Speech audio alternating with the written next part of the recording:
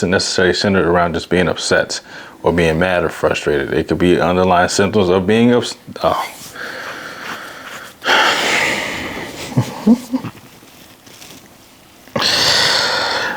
Oh my goodness, this is gonna be fun. But we gotta keep it real. We gotta keep it real. We gotta keep it authentic. It's gotta be real. Gotta be real. Gotta be real. And I think this is something that we all gotta remember, man. That content creation isn't perfect. It's not a script. You know, we can have scripts, but it's not real, man. Like, being transparent and candid, like, that was tough to do, because getting behind this camera, behind this mic, and telling you, hey, this is why you need to navigate your anger. Like, okay, that's cool, right? I can give you a hook and get you reeled in for you scrolling to the next video. But I think the thing is that I really want to talk about, though, is the truth of the authenticity that we need to have behind these platforms. Yes, it is important to find ways to get your message across, and it's important to find ways to get people to be hooked and compelled. However, you should not feel like a robot. I should not have to come to you with all this great energy and tell you like how great the day is, and then I get off this camera and then I'm upset and I'm depressed and I am fighting behind things that are bothering me on a daily. And that's what makes influencing, content creation, mental health conversations such a unique thing. It's because all these things have so many layers behind it. Again, this is just one aspect of me. Something that has taken years to constantly build confidence and understanding and find ways to be creative. Because what do we know about this? What do we know about content creation? Is that it is always shifting, and we have to find new ways to reinvent ourselves, to find ways to make things better, to find ways to understand what it means to be ourselves behind these cameras. I think the most beautiful thing about this is that we have so many people doing it. We have so many people trying to find ways to be creative. The other thing that we don't talk about is the amount of isolation and loneliness that a lot of us feel behind these cameras, because we are simply talking to ourselves in a great big room, usually, right? We're probably the ones that are editing for 9-10 hours a week, depending on how much content you put out. Like, it's a very, very interesting road to take. And that's something that I don't think a lot of creators will tell you, right? I think, yeah, we have a notion of wanting to feel that our content has some sort of importance and influence, but what do we know about influence? Is that influence, like anything else in this world, is microwavable. It's 15 seconds. So yeah, we're all striving for a notion of being recognized and being understood and being seen. The truth is, though, to maintain it and to find new ways to be creative takes a lot of time. I would not strive. If you are a new content creator watching this, maybe this will make sense to you. Try to find something that makes your life feel meaningful, but also gives meaning for other people. I think the moment that you take the time to focus on making this about yourself is the moment that you're going to go down a very lonely road of living a life that's not true to you. The thing is, like, the influencing space, the influencing era is at a point where it seems too robotic. Everybody's kind of doing the same thing. And on the other end too, why it's so beautiful is that people are literally journaling their entire lives and they're documenting everything, which I think is beautiful. The problem, though, is that we often forget that, like anybody behind a camera and a mic, we can tell you a story. And if you don't know anything else about our everyday life based off what we're telling you, and only telling you, you may only stick to the story that we're showing. And like anything else, there's two sides to every story. There's three sides to every part of this. It's like various angles. Like, I can take this camera right now and go on that side or that side. It doesn't really matter. Or that side. It doesn't really matter, right? It's just, again, this is all a show. It's theatrics. It's theatrics.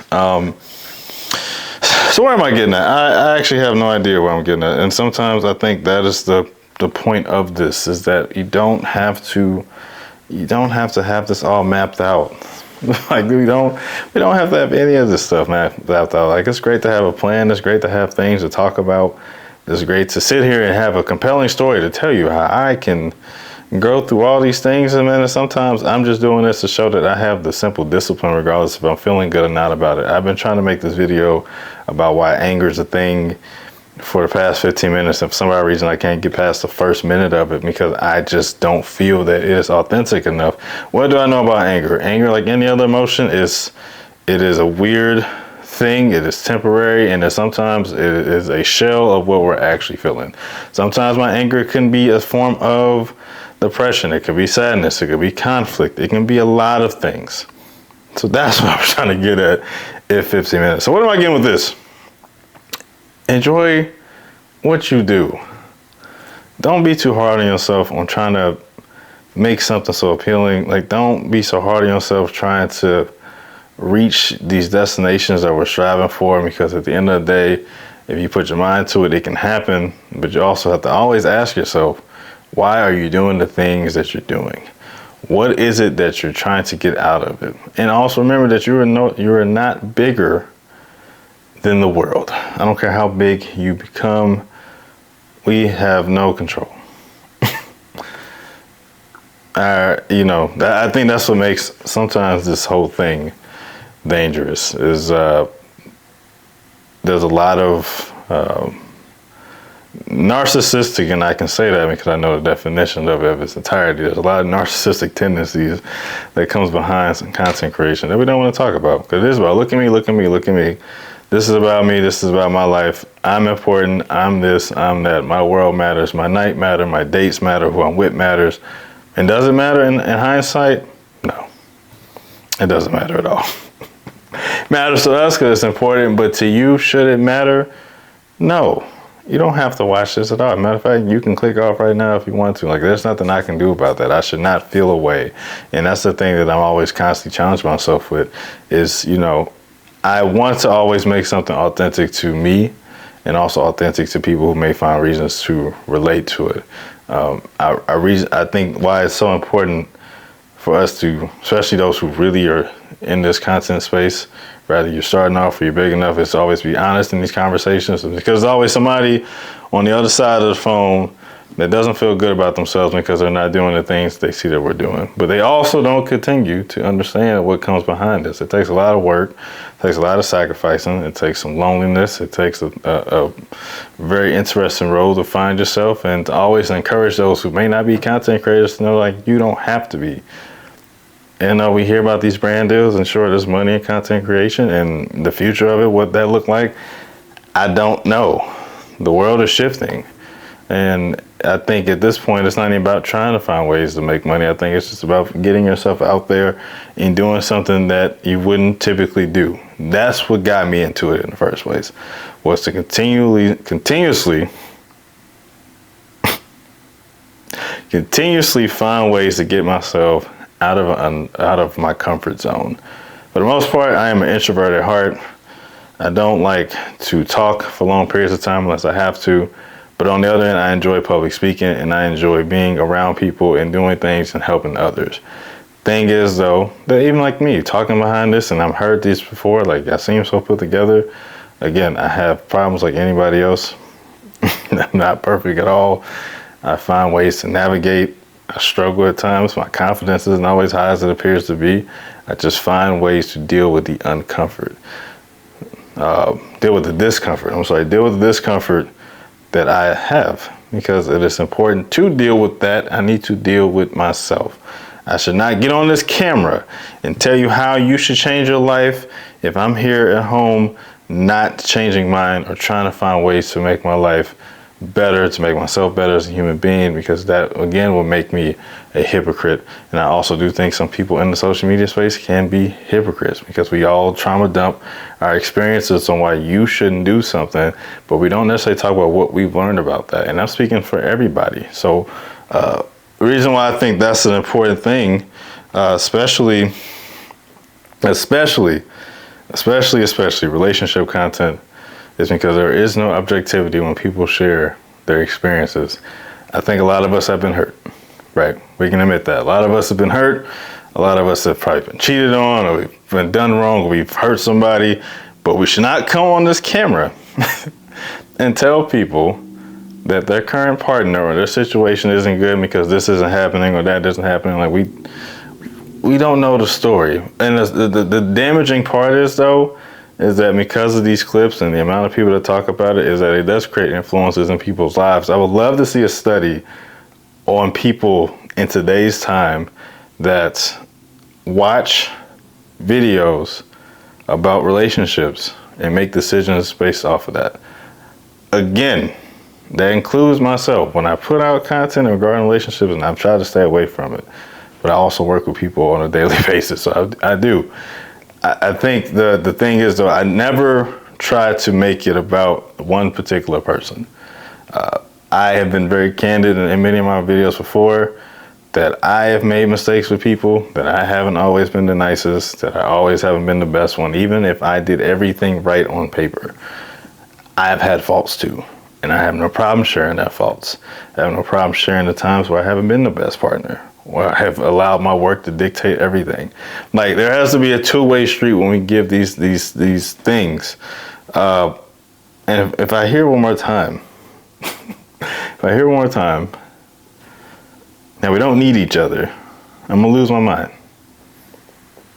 It drives me absolutely insane to sit here to see how many people will get on camera, get on these apps, and talking about how we don't need women and how women don't need men, and yet all people are still getting on dating apps. There's a loneliness epidemic because people are afraid to put themselves out there. The funny thing is, when I hear about these things and I see these things, it goes back to the core of why these apps were created, why people get on these apps, why people go on dates, because people want to feel needed and wanted. I don't care about your reason behind these dates. I don't care if you document them, but the truth is we're not doing these things just because we don't want something. We're doing it because we want it. So like we gotta quit like acting like we don't want the things that we say we don't want. We need each other. Men need women, women need men. Should we change our selection process? Sure. Should we change what we look for in partners? Absolutely.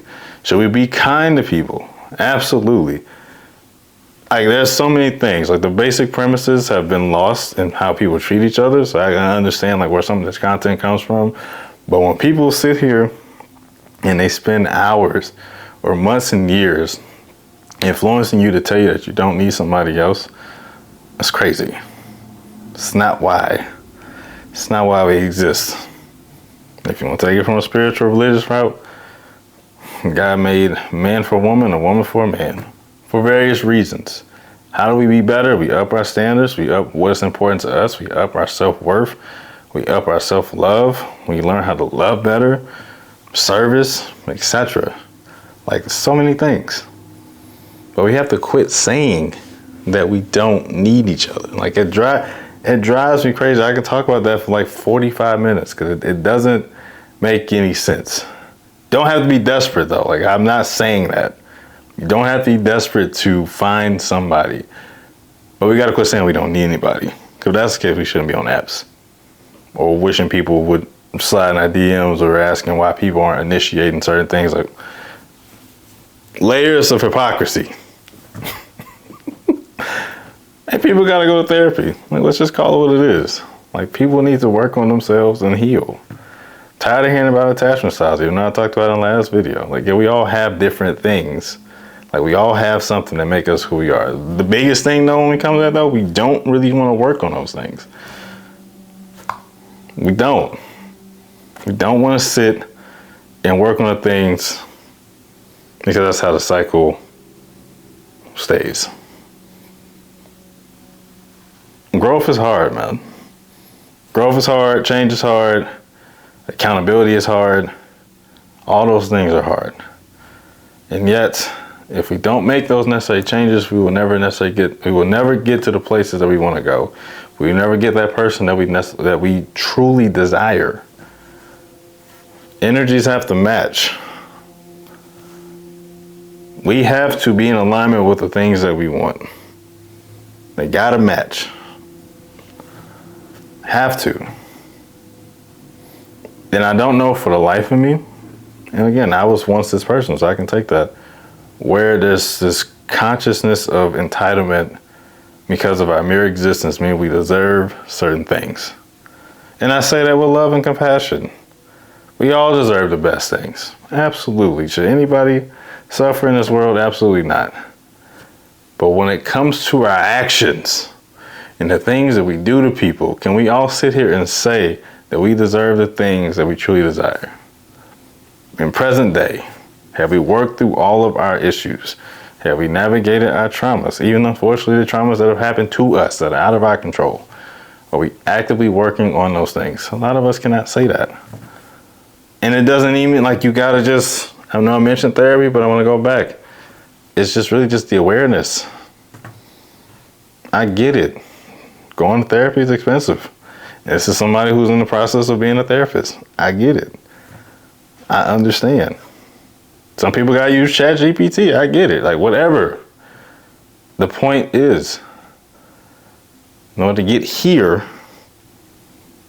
where we want to go, we gotta kind of find ways to get up here. Right? If we get knocked down, we go back up. It's fine. It's okay. You can fall on your face. It's okay. Life will be fine. You will be fine. We will all experience some form of suffering. We cannot escape that. There's nothing we can do. I wish we could, but there's nothing we can do. Absolutely nothing. Absolutely nothing. And if we want to be for real, where would life be if we did not have those moments? What will we truly appreciate? I'm not saying everything should be bad. I'm not saying you should be going through the trenches with everybody you connect with. I'm not saying that. Absolutely not. It shouldn't happen. And yet, those experiences create moments of growth.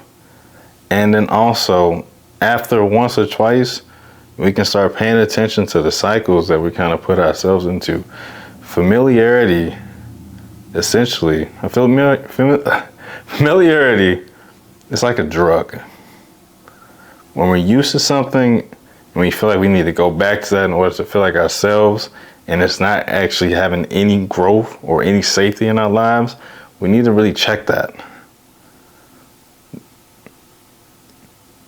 Nothing in life should make you feel uncomfortable every single day. Should be moments, sure, but where you feel like your safety, your mental safety, your emotional safety, your physical safety is in disarray, you gotta check that.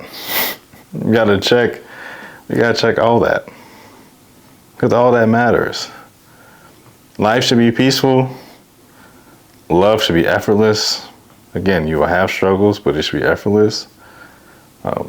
Even the things you experience in life, regardless of their hardships or not, your viewpoint on those things may not be that way if you find ways to be patient, to be understanding, to give yourself grace, to remember that this is an everlasting journey. It's an everlasting journey. And that's what makes it so beautiful. So don't be so hard on yourself this week. Don't be so hard on yourself this year. Whatever your goals are, if you don't hit everything, breathe out. Breathe. It is okay. If you have life in your body, if you're in good spirits, if you got a roof over your head, if you have a job, whether you like it or not, you're doing so much better than maybe somebody else. Breathe.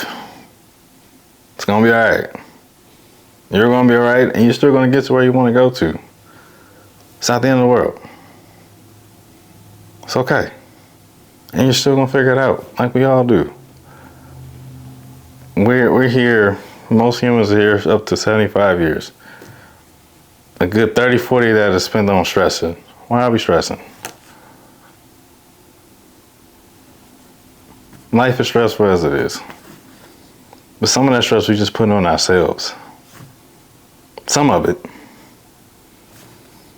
And so we gotta find ways to just embrace, just be. Let things be, let things flow.